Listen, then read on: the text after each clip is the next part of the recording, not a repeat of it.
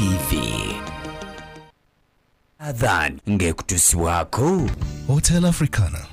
Come as a guest and leave as a friend.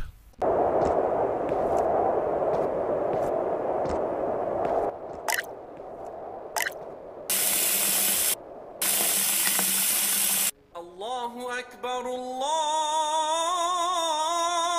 Akbar, Allahu Akbar, Allahu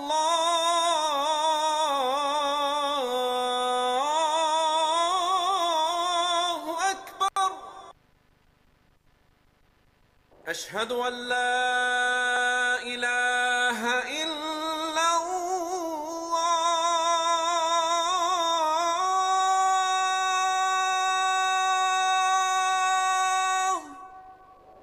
أشهد أن لا إله إلا الله.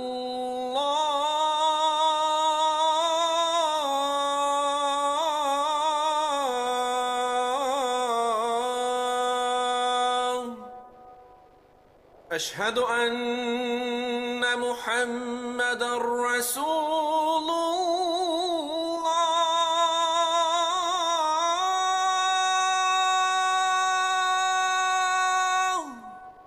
أشهد أن محمدًا رسول الله.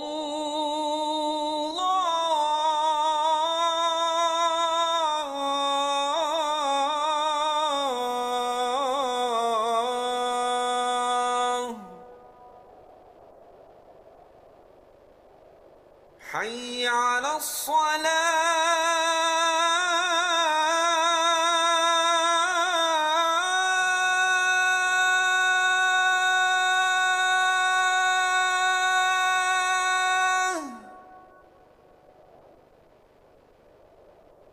حي على الصلاة.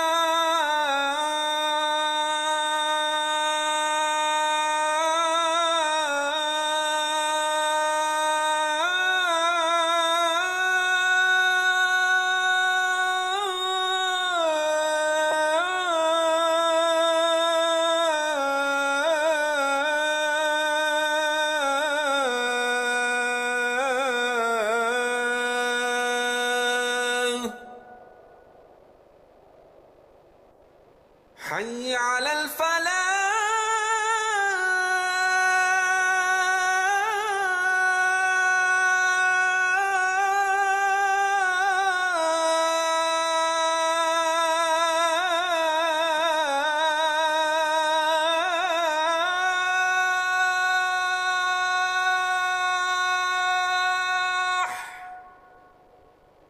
حي على الفلاح.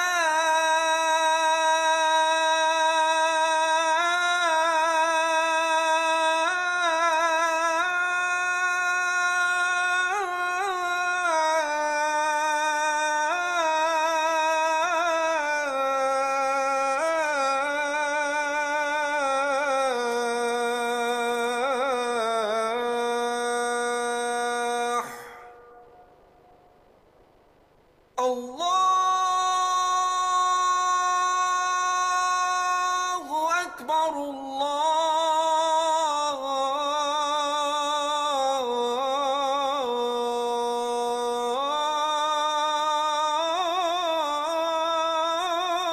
الله أكبر.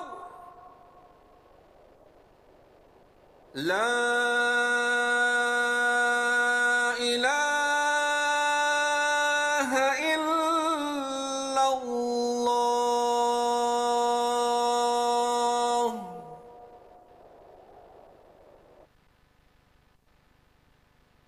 Dua after adhan. اللهم رب هذه الدعوة التامة والصلاة القائمة آت محمدا الوسيلة والفضيلة وبعثه مقاما محمودا الذي وعدته. O Allah, Lord of this perfect call and this prayer to be established, grant Muhammad al-Wasila a high and special place in Jannah, and al-Fadila a rank above the rest of creation, and raise him to a praise platform which you have promised him. Adhan ngekutusibwako. Hotel Africana. Come as a guest and leave as a friend. Eno yes Salam TV. Don't miss out on being part of the ultimate game changer. Omumaniwa Salam TV is expanding nationwide, bringing life-changing prizes to all Ugandans. Everyone can win, including cars, Haji and Umrah pilgrimages, land titles, hard cash, home furniture, TV sets, and many others. Partner with us in this noble cause and let's transform lives together. Don't miss out. Call or WhatsApp 0776 988 064 or 0702 988 064 for more information. Get ready to win from June 10th, 2025 to February 14th, 2026.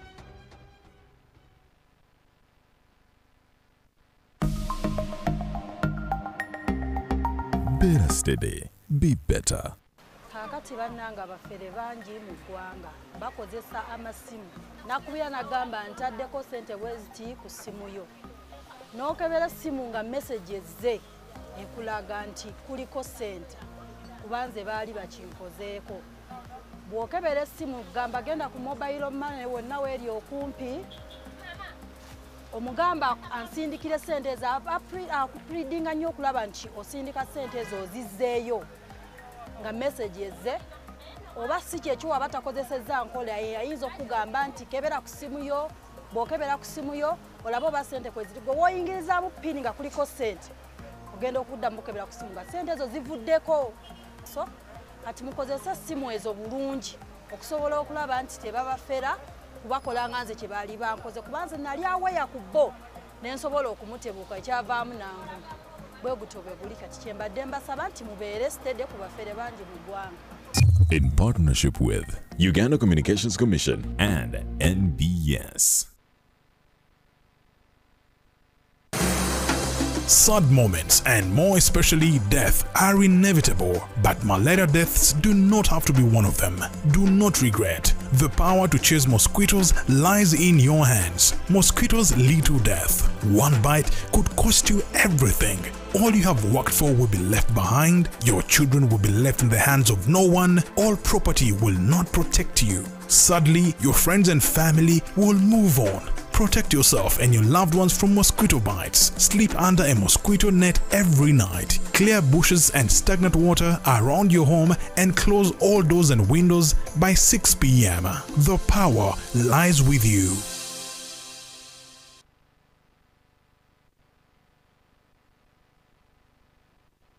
Breaking now. Now Post delivers Uganda's fastest, accurate news as it happens. From hard-hitting headlines to exclusive interviews, we bring details of stories everyone is talking about. Accurate, fast, and balanced. Get every update at nowpost.co.ug. Follow us on Facebook, X, Instagram, TikTok, and never miss a moment. The Now Post. Accurate news, fast. Introducing the next evolution of streaming in Africa, re-engineered from the ground up. A new look, a smarter, faster interface, seamless, powerful. AfroMobile is now easily available across all your smart devices, smart TVs, smartphones, tablets, and more. From live TV and events to your favorite on-demand shows, AfroMobile delivers an ultra-smooth, uninterrupted streaming experience anytime, anywhere. Download and update your AfroMobile today. AfroMobile, authentic African stories.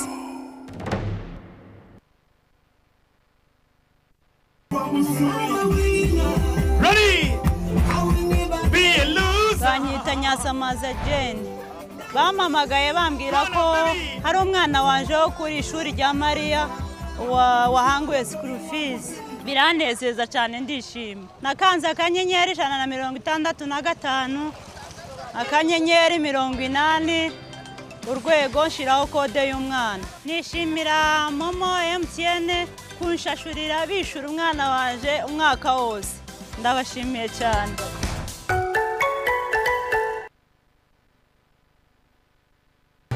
2026 is calling and your voters are watching, listening, scrolling and streaming.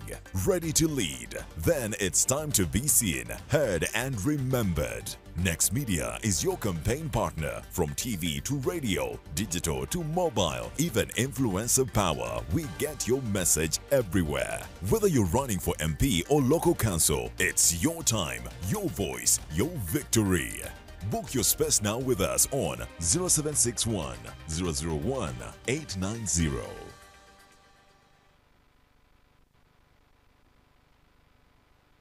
Omuzadde olina okwebereramu ng'omwana wo omusingi omunywevu mu byenjigiriza. Uthman Mixed Primary School Masindi. Uthman Mixed Primary School lisambisa amagulu abiri nga ffe tukulembera mu bunyoro yonna mu by'eddiini biyite Islamic Theology wamu ne secular oba biyite eby'oluzungu lya bawala n'abalenzi okuva ku baby class okutuukira ddala ku P7 ab'ekisulo n'abava ewaka. Tulina abasomesa abakugu ddala mu kusomesa ebyensi saako eddiini y'Obusiraamu. Essomero lisangibwa mu tawuni y'e Masindi mu kifo ekisirifu ddala ekisobozesa omwana we okusoma obulungi okwossaako ebyokwerinda ebinywevu ekireetera omuzadde okutebenkera ng'atukwasizza omwana we. N'olwekyo omuzadde leeta omwana wo tumubangule tojja kwejjusa. Okumanya ebisingawo tukyalireko ku ssomero oba tukubire ku 0778 600 597 oba 0701 72 68 57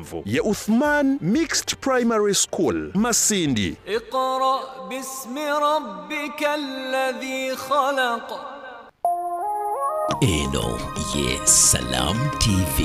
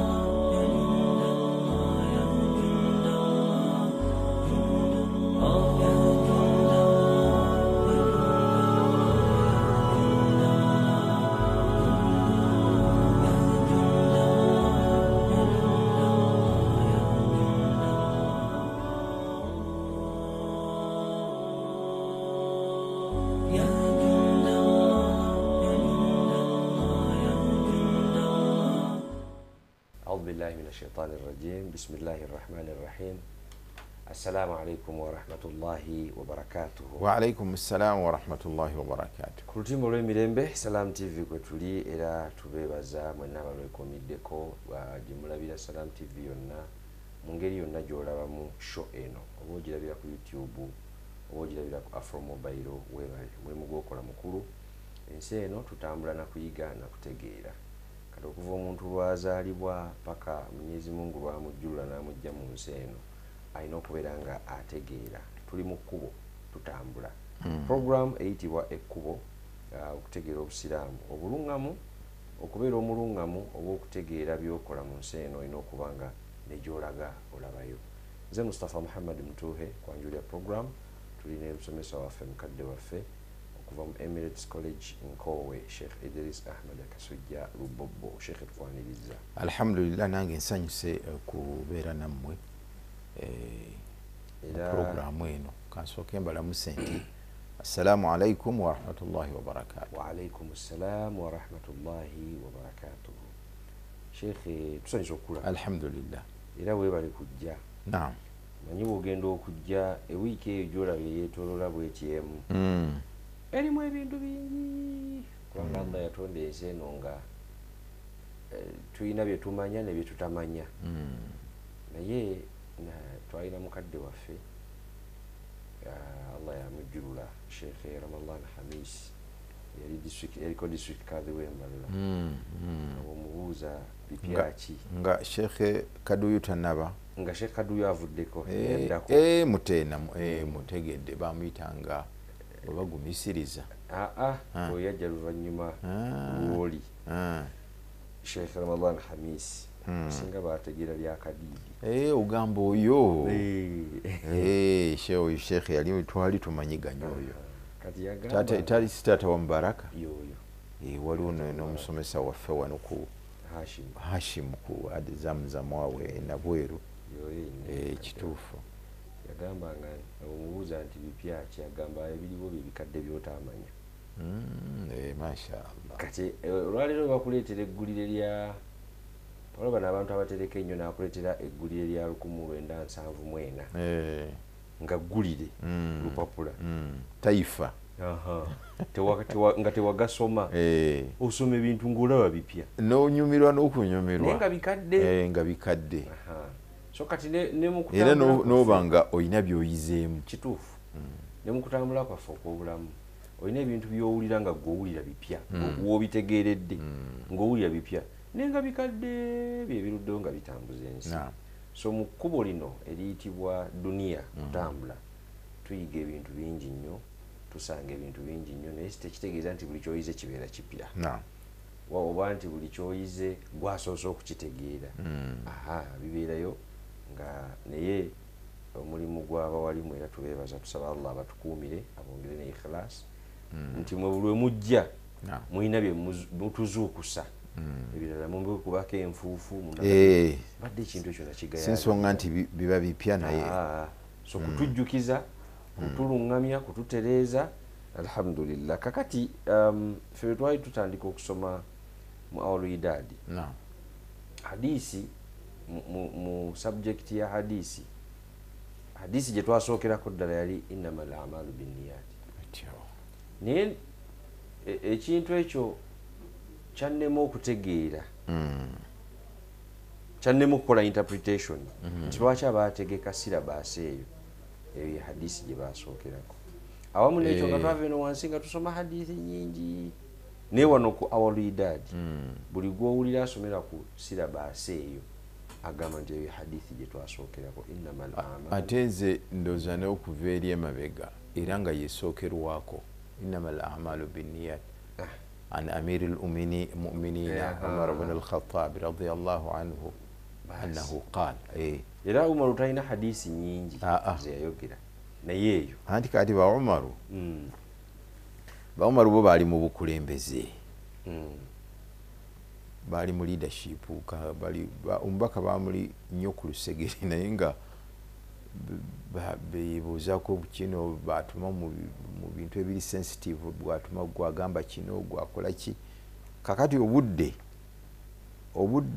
obutuula wano olusi yagenda nga okusomesa bo ng'ate alina gy'abatumye already kakati kyova olaba abo bonna abafaanana nga Umaru n'Abubakar Siddiq yennyini hadithi tebalina ziri awo ntono ddala bonna abo ba Uthman ibn Affan tebalina gundi Khalid ibn al-Walid olidde era ogenda okuwulira nga hadisi omuntu alinga ayinaayinako ya Ali ibn Abi Talib yalinga ayinaayinako ate era nazo si nnyingi kakati Ali engeri gye yali nti ye ne mu maka ga nabbi yabeerangayo nnyo kakati yayinakoko kale embeera ate mwabeera nti asobola okufuniramu ahadisi abalala ze batasobola kufuna kati nga bwolaba Aisha ye yali mukyala wa nabbi kakati bingi era hadithi bw'oba wazigenderedde osanga nga kwegamba nti ye yazifuna tali eno muzikiti Aisha ezisinga obungi zeza waka naye ngaezimu zirimu ahkamu endala zirimu ebintu ebyenjawulo kakati buli omwa yayina engeri gyasobola kugamba okufuna okutufunira okuva ku mubaka sallallahu alaihi wasallam ate oluvannyuma n'akola ki n'atutuusaako kati gundi hadisi ya niya eyo erina interpretations nyingi interpreta nyingi naye ekigambo niya omuntu agamba mukadde waffe Sheikh Kakoza ntumugamba addamu osomese kumpewo n'agamba ngenda kusomesa wadde amaanyi siina ne tutuula ne tutegeka bulungi n'agamba naye ngenda kutandika na niya era yatambulira ku niya okumala ebbanga ddene ng'asomesa niya kati ebintu ebyo byonna nzija mbyebuuza nti eniya twagitegeera oba tetwagitegeera twategeera eniya kyeki juzi waliwo omusiraamu yaŋŋaana naye gundi gwe weebuzaabuza nnyo twagala kubeera ku front twagala naye ate yennyini yakomonanga naye omanyi sigalayo naga nabaddeko n'abasajja abakulu baseeka nini ndabanga eniya zaabwe teziri ku bya ddiini ziri ku bitiibwa byabwe na byanfuna byabwe kati eniya nebeera nga sheekhe n'abazadde basomesa abaana eddiini n'agamba nsomesa omwana eddiini nange mbeereko ne sheekhe mu lujja awo ndabawo simanyi niya ntuufu gyabeera akoze eki kakati ebyo byennyini ayagala kitiibwa kyawa sheekhe oba ayagala kusomesa mwana ddiini abeere ng'omwana ategeera Allah we kati eniya sheekhe nsobola okubeera n'eniya ebbiri bismillah wassalatu wassalamu ala sayidina Muhammad wa ala alihi wa ashabihi ajma'in wa ba'd kakati ekintu ekyo eky'enniya kintu kikulu nnyo era oluusi bw'ojja n'okizannyiramu oyinza obutafunamu ekyo kyolowooza nti ate gwe okifunyeemu oba okifunamu ate oyinza okubeera nga okikoze n'okissaamu ebintu byo bingi n'oba ng'okifunyeemu naye nga mwana wattu ate by'otafunyeemu nabyo biyitirivu olw'enniya ng'enniya eyo singa waba wagitereezezza byonna osobola obifunamu era n'otuuka nga toyina kyoyongeddemu n'otuuka mu maaso ga Allah subhanahu wa ta'ala ng'empeera z'olina mpitirivu kakati eniya kintu kikulu nnyo ekisooka omuntu kyalina okukola okutegeera la thawaaba bila niya teri mulimu gwonna gwosobola kufunamu mpeera nga tumaze kuleeta niya yaagwo kiraba singa ekintu okikola noga nti wano wakikoledde nga tewabadde na niya egamba nti ki ekintu kino nkikola lwa nsonga bweti kakati bwe basomesa ku kintu ekyo oba oluvannyuma nga gwe wakimala dda noga nti naye ekintu ekyo basomesezaako nange nakikolako ekitegeeza empeera zaakyo nazifuna oba tewasobola zifuna kubanga wakikolera eniya eyo wali togirina awo wennyini sheekhe nti eniya ey'ekintu kyonna kyengenda okukola ejja kuntandikwa nsobola ogiyingiriza wakati oba ku nkomerero ekyokulabirako ffe twasoma eddiini naye twatandika okusoma eddiini nga tetumanyi nti tusoma ddiini nga tumanyi nti tusoma naye nga tetumanyi nti tukola ki kati awo eniya nga y'abazadde buli mwana yenna yatandika eddiini nga muto kyenjogerako akitegeera ffe emyaka gye batutwaliramu erugo nga n'ebifa mu duniya tetubitegeera myaka 6 mwezi oga nti nina eniya ennungi nsoma ddiini kati omuzadde yabeera neki n'eniya ye kati nze ekyange ekyomuzadde ekyo si kyange kikye ekyange awo eniya sigiyingizza nga ntandika okusoma eddiini automatically teriimu wakati ntandika okutegeera batandika okuyisa sheekhe muto olwo otandika otegeera nti ddiini njiina kati awo njiyingize oba ku nkomerero eno nga eddiini nagisoma amanno bino byenkola byanjawulo ku byabano nsobola okusoma Ekulaani ontasobola kugisoma awo enniya eyingirira mu ludda weyingirira ku ntandikwa wakati wentegeredde oba ku nkomerero wotegeredde gwani kakati enniya wotegeredde wogireetera anti wotegeredde wogireetedde era wootandikira kali bwe bakutwala mu ssomero ly'eddiini okugenda okusoma eddiini okwo kutwala nabiri by'osoma abiganyulwamu yabeera mukadde wo si ggwe ku budde obwo kubanga ye yaleeta enniya ate enniya eyo naye asaana agitegeere nga bwe wayogedde mu ntandikwa njagala nange olujja lwange lubeeremu omuntu amanya eddiini njagala olujja lwange lubeeremu omuntu amanya eddiini kakati bw'obanga ekyo kyoyagala newa Allah subhanahu wa ta'ala kyofuna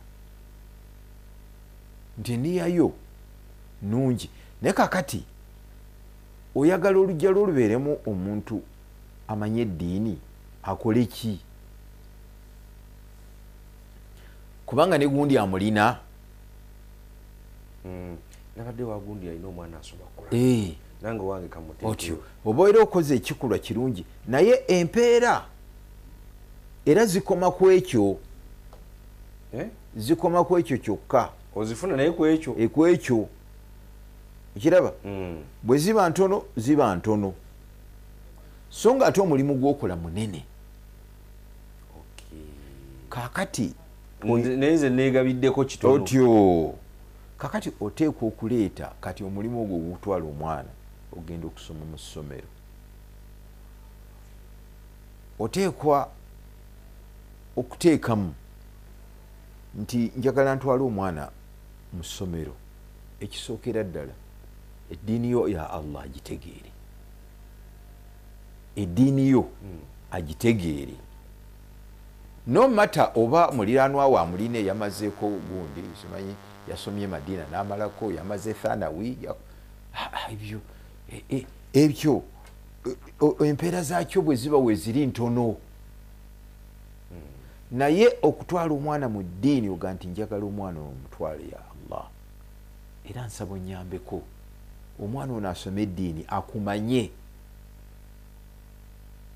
ne bwe ndiba nvuddewo ng'asobola okwetambuza nga tewali akola ki teri amulagirira kubanga eddiini agimanyi agiyize kakati businga oyongeraku n'ogamba nti njagala omwana ono ya Allah asome eddiini naye agisomese era empeera ziba zeeyongerako okiraba kakati omwana ono bwagenda mu ssomero abasomesa ne batandika okumugamba nti okusoma eddiini ya ibaada kakati gwe omwana ali eyo awo wooteekwa okuleetera enniya nti byensoma bino batugambye nti ibaada n'olwekyo obudde bwemala nga ndi mu kibiina mbanga omuntu akola dhikiri nyinza n'okubanga musinga kubanga akola dhikiri asobola ozikola nga n'amakulu gaazo takola ki tagamanyi naga naye kakati nze asoma bino ebyeddiini bwebanga eddiini ya ibaada kanjitwale nti ibaada kakati enniya eyo gyolaba eyina amakulu ga njawulo kakati omuzadde ono atutte omwana olw'enniya ziri ze twayogedde njagala omwana ono amanye eddiini njagala omwana ono abeere ng'asobola okunsabira njagala omwana ono asobole okuluŋŋamya banne mu maka gange okiraba buli kintu kyonna ekyo kyolowooza n'okiyingiza mu nniyayo ebirungi by'omulimu ogwo byeyongera naye n'attitude yo ekyuka nti bw'omanya nti oyagala omwana oyo amanye eddiini ya Allah subhanahu wa ta'ala nga gwe mulamu omukulu ogukozesa eki so si lwakuba ne gundi naye abaana be basomye eddiini era abantu babatunuulira ne baba praisinga n'owuwo ajja kugisoma bamupraisinge kikomaawo kakati kiri kyekugambye nti kiina kinene kati okiraba nti bw'oba omutotterwa lwagga nti njagala omwana ono ategere eddiini ya Allah subhanahu wa ta'ala ne attitude yo ku ssente z'owaayo eba yanjawulo tozitunuulira ng'oli omulala bw'azitunuulira olw'okuba gw'omanye nti omwana ekintu kyaliko aliko ibaada sente zino ziwaayo ng'omuntu asadde sente mu fi sabilillah kiyinza okuviirako obutakubanja school fees za mwana oyo nga gwe wekka gwe weekubiriza kubanga omanye ekintu ekikola ki kyosasulira otyo okiraba waliwo omusajja omuzadde yagira abandoza baba bali bagubye mwana bikibwa bya school fees ebyo nakamba omwana muleke omwana oyo mulekwa nze nange nyamba muyambe namugala lwaki oyogedde bwotyo nemugamba singa obadde omanyi empeera z'ofuna mu kuweerera omwana ono gwali badde osooka n'okusasula school fees nga tonasasulira babo nemuga toddamu ekyo okukyogera oba okukiteeka mu mutima gwo nti mulekwa si wange nyamba muyambe atyo kakati zeze niya ebintu byetukola nga eniya tetukuzikoze eki school fees azisasula naye eniya ebulamu erimu ebituli biyitirivu tamanyi kyakola kiraba kakati bwe namugamba bwe ntyo attitude ye mu kusasulira omwana ssente yakyuka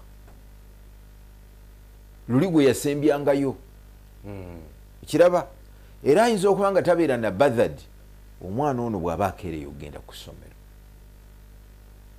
kiraba naye bw'omanya nti kwegamba ate kyeta kwegamba nti bw'omanya nti kino kyendiko gold nenkwata gyokikwata eba yanjawulo owulidde oli yagamba omumanyi omu yaga nti idha arafta qimata ma tatlubuhu hana alaika ma tabdhuluhu bw'omanya omuwendo gw'ekintu kyogoba ekintu kyoluubirira ekintu kyoyagala okutuukako hana alaika ma tabdhuluhu byoyitamu okukituukako biwewuka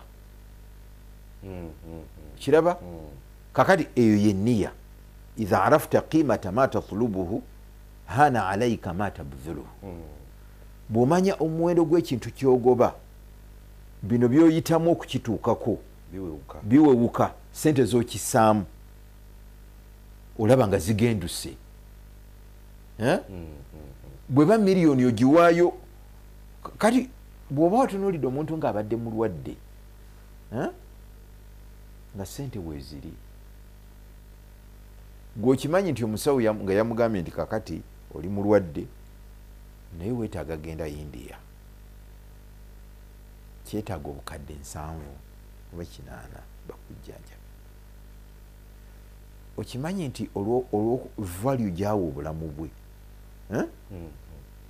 okimanyi nti ne bwa poloti ya gundi oba buyumba bw'abapangisa butunda kituufu lwaki kubanga ategedde value y'obulamu kati bino byayitamu okutaasa obulamu bwe buli alaba nga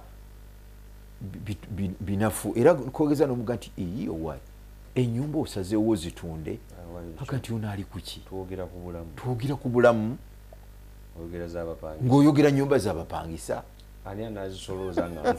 otyo kakati ne mu bintu bingi bye tukola vali eyo tuteekwa okugimanya naye ebiseera bingi mwana wattu tetugimanya. Kakati oluusi bagenda okukikusomera ng'okikoledde emyaka 10 naye olwokuba tiwamanya value yaakyo obadde okikolera mu butaagaane kubanga tomanyi ki tomanyi bukulu bwa kintu ekyo enniya yo. Kakati bwe bakikusomedde noga nti kakati nja kikolanga nga n'omutima gwange mu lutaaha guli ki gutebenkedde kubanga bansomedde nze mbadde sikimanyi bwe kityo. Kakati kiba kitegeeza nti giri emirundi gyonna gy'obadde okikola obadde tokifunamu mpeera. Ogenda kutandika butandisi misingi kubanga n'okugendayo obugenzi bw'oba ng'obadde ogenda okukikola kati ya rabbi kozi nyina okugenda egindi kiraba. Naye enniya bw'ekyuka n'omanya nti ekintu kino kina value gyendi obudde bw'okiwa sente zossaamu oba oyina kamotoka zossaamu amafuta ebyo byonna bitaaninga into ibada buli kyokwatako. Kakati gwe singa ova wano noga nti ngenda Kabaale nogamba naye olugendo lwange luno ndufudde ntya ibada noga nti kakati nja genda Kabaale mu kifo ky'okgenda ku Saturday kangende ku Lwokuna oba ku Lwokutaano ku makya nze ngenda okusoma ne khutuba muzikiti gwe waffe era n'obakubira essimu ng'ekyabulayo ewiiki noga nti ejjuma mbadde mbasaba ejjuma eyaki eya wiiki ejja mu jimpe kiraba n'ogamba nti bwe naba ngenze Kabaale muliraanwa waffe wali baafiirwa naye nsaba Allah subhanahu wa ta'ala ansobozese olw'okuyunga omuliraano n'okuguyisa obulungi bwe mba ngenze ngende mbakubagize.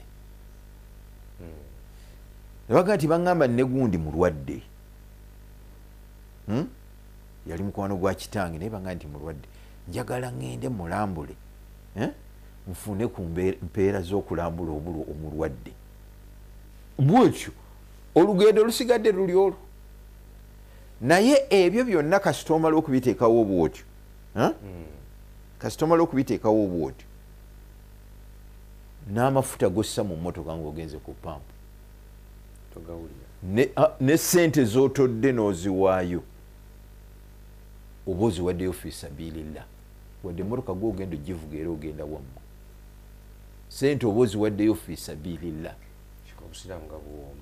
Kaakati oli omusajja oli gwe nkugambye ega nti n'oyo omwana yamba buyambe singa akyusa bukyusa enniya yaga nti ya rabbi omubaka we yaga nti ana wakafiru lyatimi kahataini fil janna nti nze omubaka yaga nti nze n'omuntu ayola mulekwa tugenda kubeera bwe tuti mu jjana. Oyo omusajja oli gwe nkugamba ekyo kirina okuteeka mu gundi ye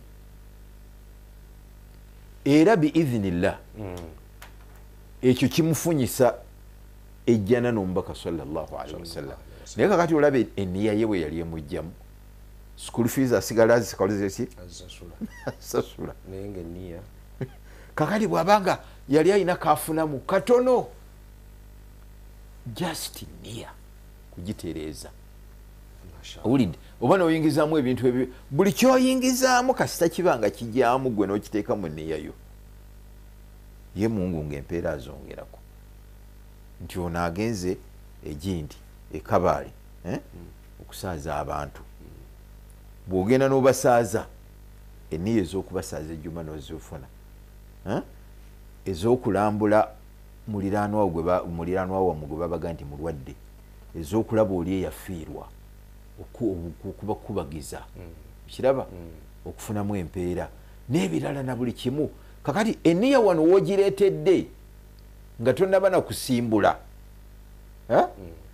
khutuwa ebigere byotandise okutambula ng'ogenda ekabaale nabyo mpeera kyevudde nkugamba n'amafuta gennyini gossaamu gaba gagenze mu fisabilillah bw'otaleeta nniya eyo gaba gagenze mu mmotoka yo ekutwala ewammwe. Sheikh, tulaba kati lwaki ndowooza abali abalaba tutegeera lwaki ebiseera ebisinga emirimu egisinga mu busiraamu emirimu gyonna actually ogamba tereeza enniya leeta enniya kola bwoti enniya ndowooza tutegedde lwaki kubanga nti enniya yezimbirwako ebintu byonna ate n'okwanguya ebintu byonna empeera ey'oku nsi n'ey'oku nkomerero zonna bizimbirwa ku nniya. Oli ku lutimba olw'emirembe Salam TV program ekkubo tutambula tutya mu nsi eno kye tuliko olwaleero tutegeera nniya naye tugenda kumulamu katono tovaawo atukomewo.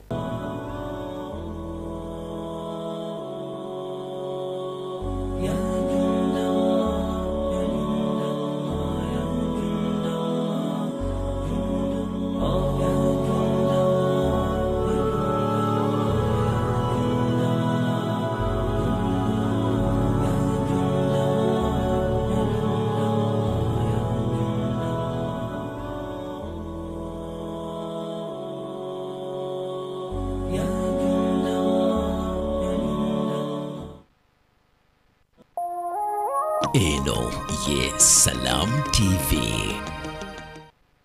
Adhan ngekutusibwako. Hotel Africana. Come as a guest and leave as a friend.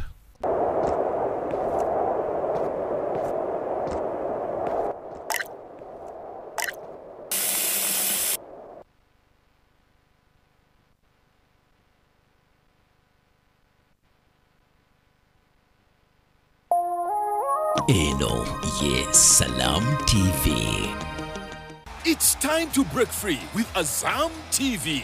Grab yourself a full kit at 80,000 shillings or an Azam decoder at 40,000 shillings. Experience the thrill of every goal in La Liga, Italian Serie A, German Bundesliga, and the excitement of live sports action from the Saudi Pro League and Carabao Cup on Azam Plus and Play Package in HD. Your favorite China Uganda movies on Chambuka TV on Azam Pure for just 13,000 shillings monthly. Unlock a world of sports and entertainment with Azam TV, the most affordable pay TV around. Visit any of our agents or call 0312-308-900 for more details. Azam TV, entertainment for everybody. Breaking now. Now Post delivers Uganda's fastest, accurate news as it happens. From hard-hitting headlines to exclusive interviews, we bring details of stories everyone is talking about. Accurate, fast, and balanced. Get every update at post.co.ug. Follow us on Facebook, X, Instagram, TikTok, and never miss a moment. The Now Post. Accurate news, fast.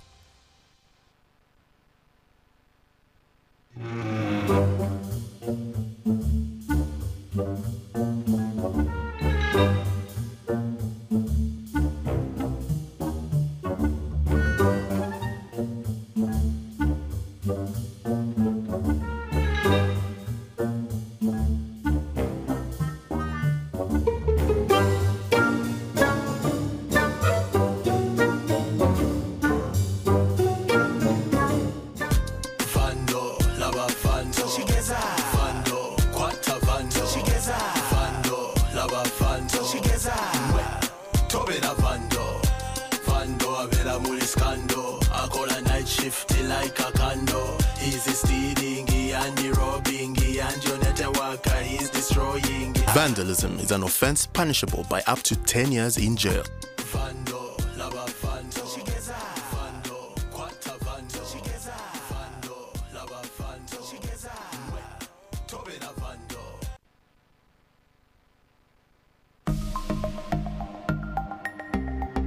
Better steady, be better.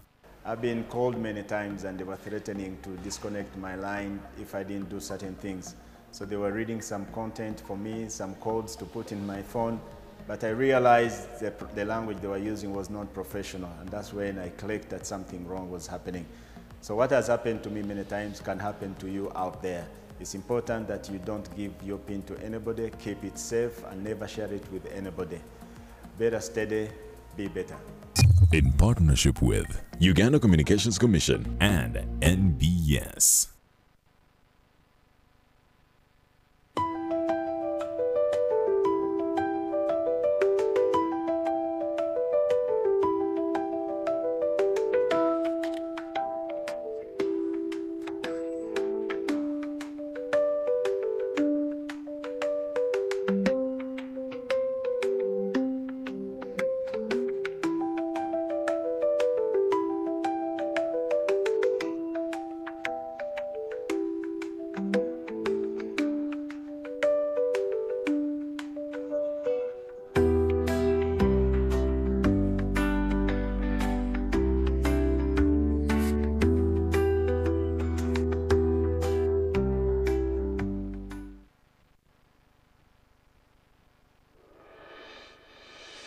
Tired of treating symptoms instead of healing the root cause? We know how overwhelming it feels when you have tried everything yet still don't feel better.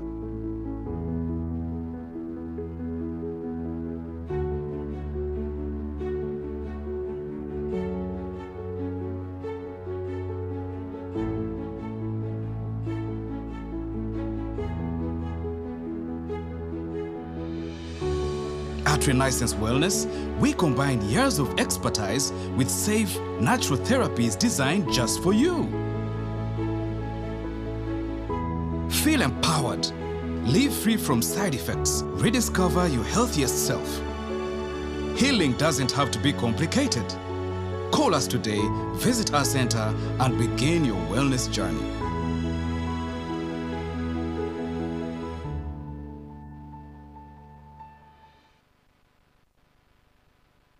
Omuzadde olina okwebereramu ng'omwana wo omusingi omunywevu mu byenjigiriza. Uthman Mixed Primary School, Masindi. Uthman Mixed Primary School lisambisa amagulu abiri nga ffe tukulembera mu bunyoro yonna mu by'eddiini biyite Islamic Theology wamu ne secular oba biyite eby'oluzungu lya bawala n'abalenzi okuva ku baby class okutuukira ddala ku P7 ab'ekisulo n'abava ewaka. Tulina abasomesa abakugu ddala mu kusomesa ebyensi saako eddiini y'Obusiraamu. Essomero lisangibwa mu tawuni y'e Masindi mu kifo ekisirifu ddala ekisobozesa omwana we okusoma obulungi okwossaako ebyokwerinda ebinywevu ekireetera omuzadde okutebenkera ng'atukwasizza omwana we. N'olwekyo omuzadde leeta omwana wo tumubangule tojja kwejjusa. Okumanya ebisingawo tukyalireko ku ssomero oba tukubire ku 0778 600 597 oba 0701 72 68 57 ya Uthman Mixed Primary School, Masindi. اقرأ باسم ربك الذي خلق. Every dream starts somewhere. For some, it's a thought of a safe place to call home. For others, it's turning that dream into reality. This November, the conversation continues as NBS Television presents the 7th edition of the NBS Housing Baraza under the theme, A Home for Every Ugandan, From Dream to Doorstep. Learn from industry experts, policymakers, and realtors shaping Uganda's housing future. Discover insights, opportunities, and solutions that move us closer to a dream for every Ugandan. Happening on the 27th of November 2025. NBS Housing Baraza is powered by Eno Ye Salam TV.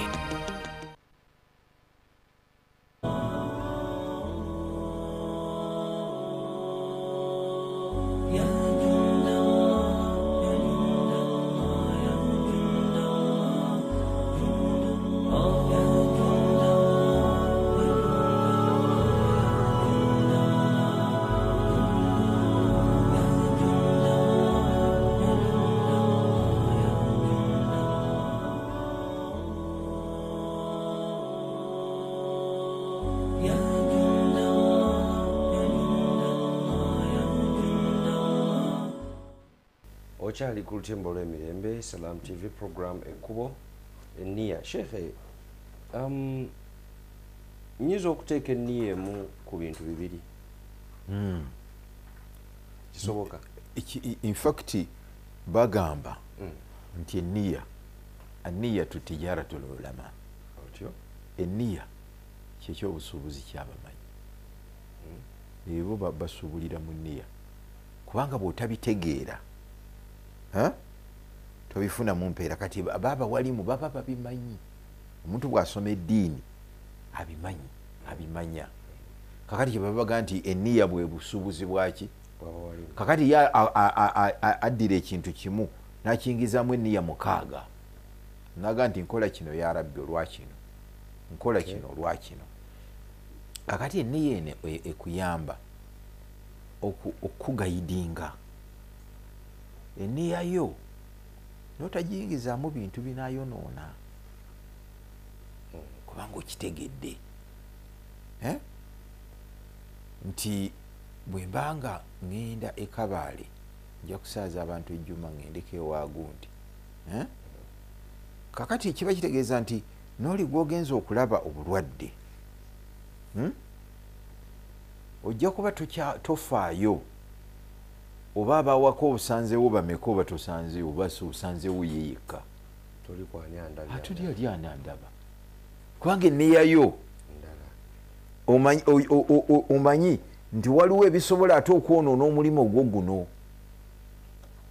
Okiraba kwekyo waliwo esheekhe yaŋŋamba nti waliwo abawalimu nga waliwo emizikiti gye batasaazaamu ku mulembe guno ogw'amataala nti waliwo emizikiti gye batagendamu era nti bwebamuyita baga gusaaza abantu nga bameka timubeeramu abantu nga 2 naga nti alaba nga ye ku bunene bwe ani agenda omulaba ani agenda okumutegeera. Kati olaba enniya bakiŋŋamba we bali basheekhe waliwo emizikiti gye batasaaza. Kati ogiraba enniya nti omuntu bw'amanya nti agenze omulimu gwagenda okukola gwa Allah yo bwabigiraga nti owaayi wayinza okubaawo nga we wali empeera ennyingi kuba kati ogwo omuzikiti ogufaanana bwe gutyo abagweyunira ogusaazaamu n'okusomera abantu bamu khutuba batono. Kiraba batono. Kakati gwe enniya ebintu by'enniya bw'ojja n'obiyingiza mu bwongo enkola ye ey'emirimu ekyuka. Kati oli ayinza okuga nti nzaawe nja okugendera ddala owulidde. Kakati ababadde nga bo tebatera nakufuna muntu wa mulamu wagu kwegasoma abatera basomera khutuba bayobeera baana bakoma mu P5 ku kasomero akali mu kyalo owulidde bebatera okufuna. Kakati kiba kitegeeza nti bajja kukula bajja kugamba bajja kuwangaala nga bwo obusiraamu bwabwe bamanyi kitono kuba tebafuna bawalimu balungi. Kakati gwe bw'omanya enniya n'oga nti oyinza okuga nti ate awo nze egyo bwe gityo gye nja okunoonyanga. Okiraba. Kakati enniya bw'oba ogireeta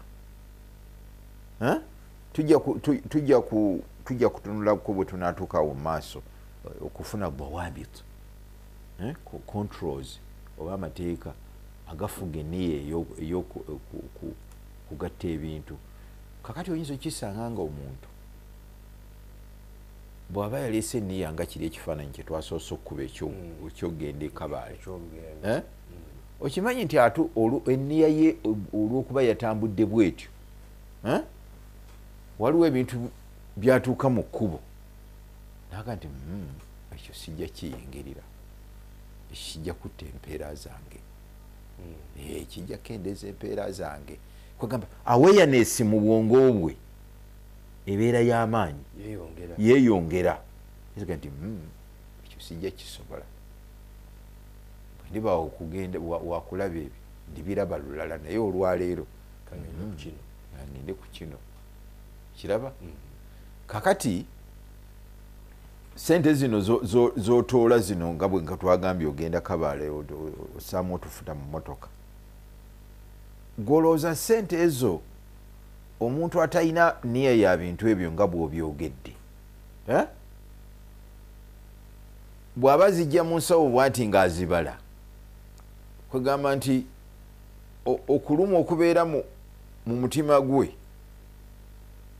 bwe kubeera ng'abadde n'enniya ezo nti akasente kange manye ebintu byewugindi eyo olwawo nga tebakugize ne bakunenya biki owaayi kasente kamale gagenda noteekamu amafuta ga 3 oba 4 ate n'oli ayina enniya ziri era naye ateekamu ga 4 naye yagage gali fi sabilillah gwagago gali muki tunalabira eyo oyinza n'okuba nowewunye nga ogenda kutuukera ejjuma ogisanze otyo naye nga tewakitadde muki nga webakulabirako agamba yazze naye nga enniya tewagize kati olugendo ne lukumenya kakati bino khutuwat zebaga nti bwoba ogenda muswala muli khutuwa buli kigere kyokola ki ono ebigere yatandise okubifunamu empeera ng'asimbula motoka kuva mu maka ge agenda Kabaale gwe bibyo ovuze ki mipiira gya motoka gigweredde temuli mpeera n'eki kakati ebintu ebyo bannange enniya ekintu ky'enniya kikulu gwe okimanyi kakati gwe yonna gye wasomera abantu naawe oyinza okubamu akafaananyi bameka be wasoma nabo n'okusinziira attitude yaabwe wegirabanga bameka be wasoma nabo abaalabanga nga bali mu ibaada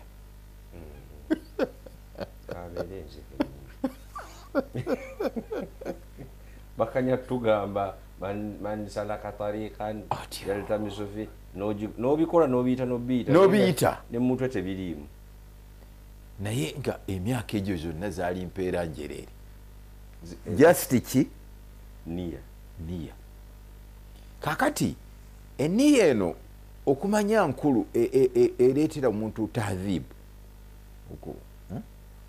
okugunjuka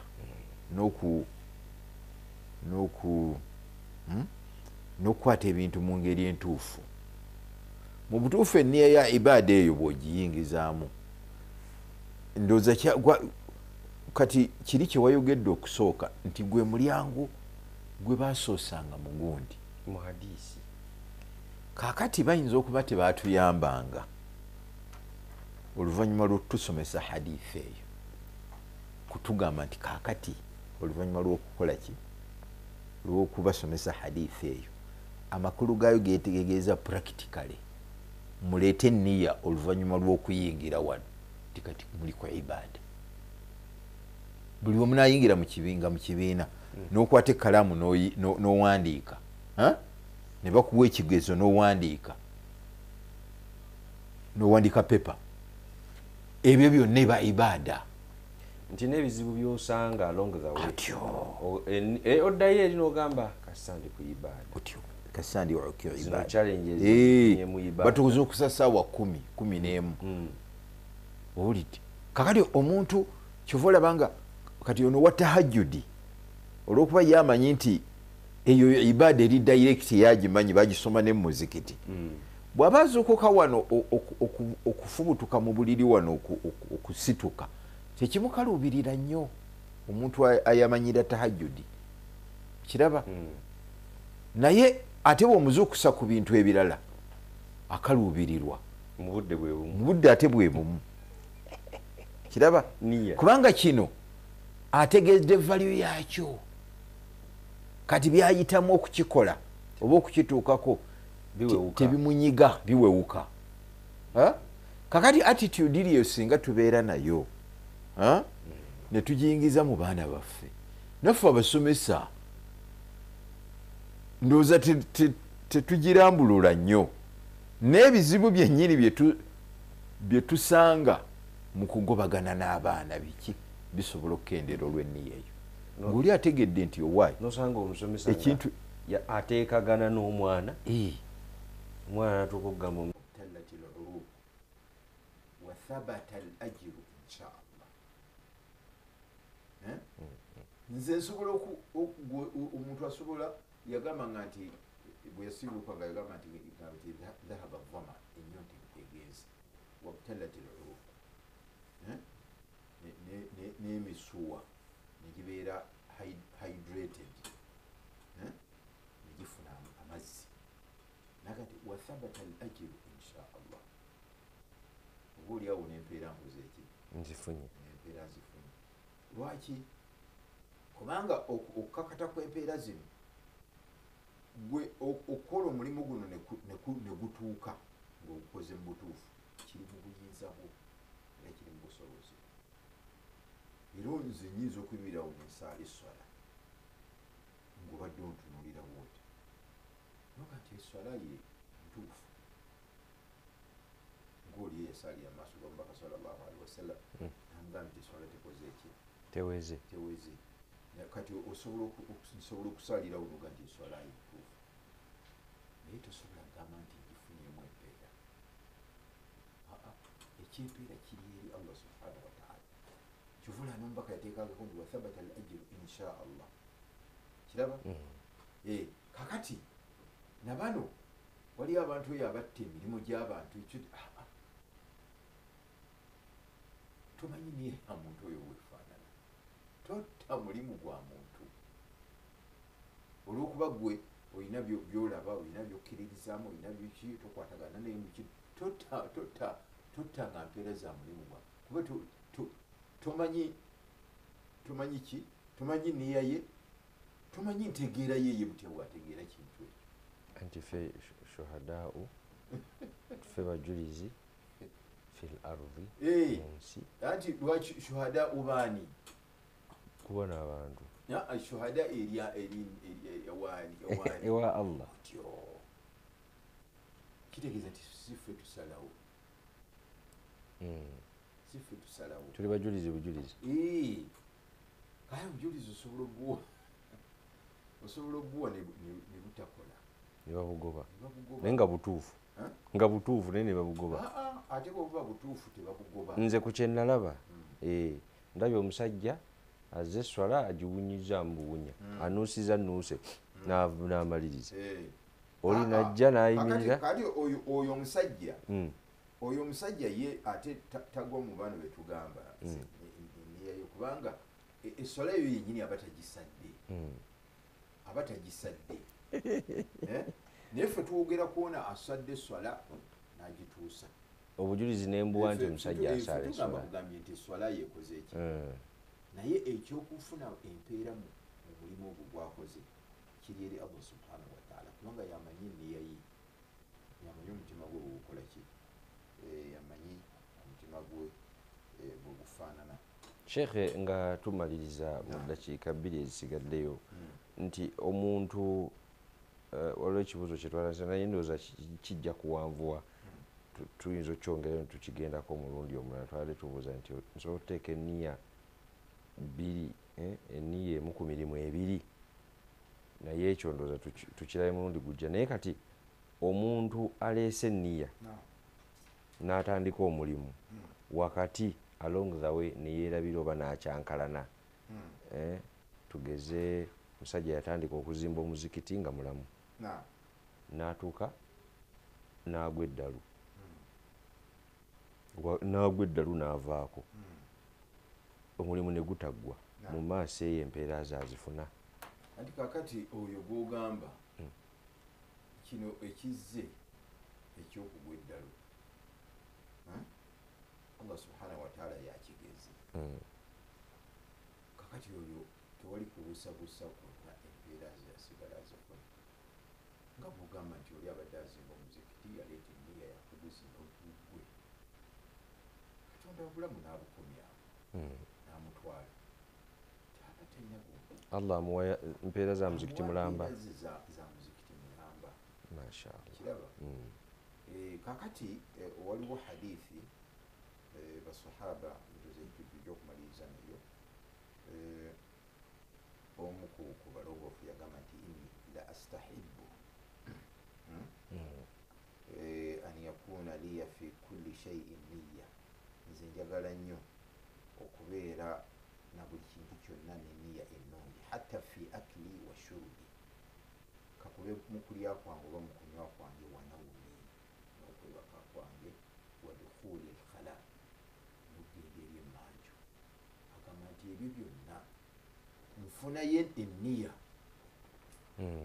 buli kimu gyenkiteekako kisobole okufuuka ibaada nsobole okifunamu empeera bw'aba ali emmere aga nti ya rabbi emmere eno ngirya naye njagala mbeere mulamu n'okufuna amaanyi aganakutendereza kiraba bw'aba agenda okwebaka aga nti njagala otulotuni twebake ngenda okukeera ku makya nga tompeddemu nga nsobola okukola ki okusala subuhi nga nyina bulungi amaanyi nga byenjogera mbitegeera eni eyo awamu n'okubeera nti aba yeebase nga tandaffe abalala bwe twebase okwebakaako kuba kufuusa ibaada owulire n'olwekyo eniya kintu kikulu nnyo tugezeeko okugiyiga naye nga eniya kyekimu ku bintu ebigunjula omuntu eniya etandika okumufuga bintu bingi naga nti